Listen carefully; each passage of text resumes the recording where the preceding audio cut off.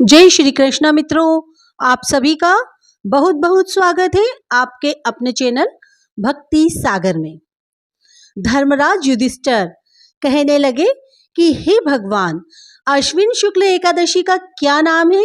अब आप कृपा करके इसकी विधि तथा फल कहिए। भगवान श्री कृष्ण कहने लगे कि हे युधिष्ठिर, पापों का नाश करने वाली इस एकादशी का नाम पापकुंशा एकादशी है। हे राजन, इस दिन मनुष्य को विधि पूर्वक भगवान पद्मनाभ की पूजा करनी चाहिए। यह एकादशी मनुष्य को मनवांछित फल देकर स्वर्ग को प्राप्त कराने वाली है। मनुष्य को बहुत दिनों तक कठोर तपस्या से जो फल प्राप्त होता है, वह फल भगवान गरुड़ ध्वज को नमस्कार करने से प्राप्त हो जाता है। जो मनुष्य अज्ञानवश अनेक पाप करते परंतु हरि को नमस्कार करते हैं, वे नरक में नहीं जाते। विष्णु के नाम के कीर्तन मात्र से संसार के सभी तीर्थों के पुण्य का फल मिल जाता है। जो मनुष्य धनुषधारी भगवान विष्णु की शरण में जाते हैं, उन्हें कभी भी यम यातना भोगनी नहीं पड़ती। जो मनुष्य वैष्णव होकर शिव की और शैव होकर विष्णु की निंदा करते हैं, वे अवश्य नरकवासी होते हैं। सहस्त्रों वाजपेयी और अश्वमेध यज्ञों से जो फल प्राप्त होता है, वह एकादशी के व्रत के 16वें भाग के बराबर भी नहीं होता।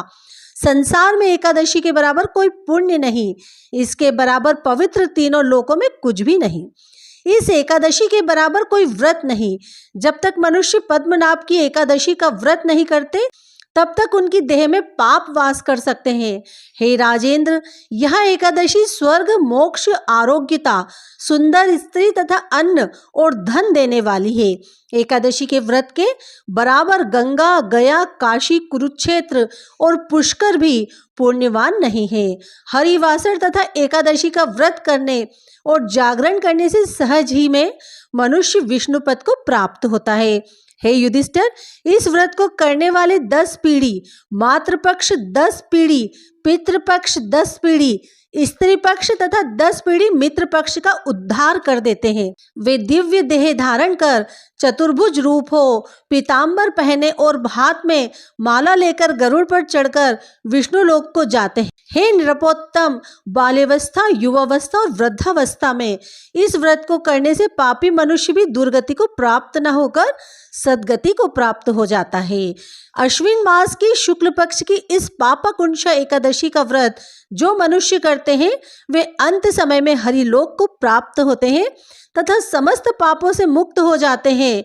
सोना, तिल, भूमि, गो, अन्न, जल, छत्री तथा जूती दान करने से मनुष्य यमराज को नहीं देखता।